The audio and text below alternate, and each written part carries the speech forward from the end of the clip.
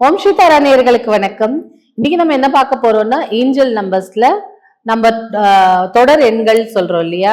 அப்போ 2 இந்த 2ங்கிற எண் வந்து தொடர்ச்சியாவோ 3 தடவையோ இல்ல 4 தடவையோ 2222 இல்ல 222 அந்த மாதிரி தொடர் எண்கள் நீங்க பாத்தீங்கன்னா அதுக்கு என்ன மீனிங் நம்ம வந்து பார்க்க போறோம்.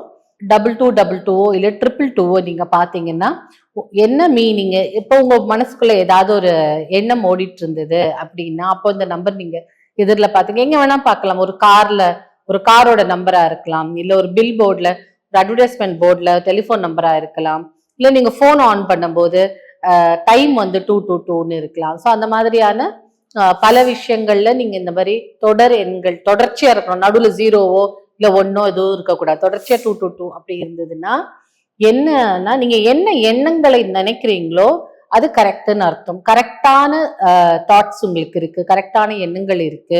அதே மாதிரி நீங்க போகக்கூடிய பாதை வந்து கரெக்டா இருக்கு. சப்போஸ் நீங்க ஒரு விஷயத்தை நோக்கி போயிட்டு இருக்கீங்க, ஒரு ஒரு பிசினஸ் விஷயமாவோ இல்ல ஒரு கல்யாணம் விஷயமாவோ போயிட்டு இருக்கீங்கன்னா கரெக்டான பாதையில போயிட்டு இருக்கீங்க, கரெக்டான வழியில போறீங்க, நீங்க எடுத்த சாய்ஸ் கரெக்ட் அப்படிங்கிற ஒரு எண்ணம் தான் அந்த 2222 இல்ல 222க்கு அர்த்தம்.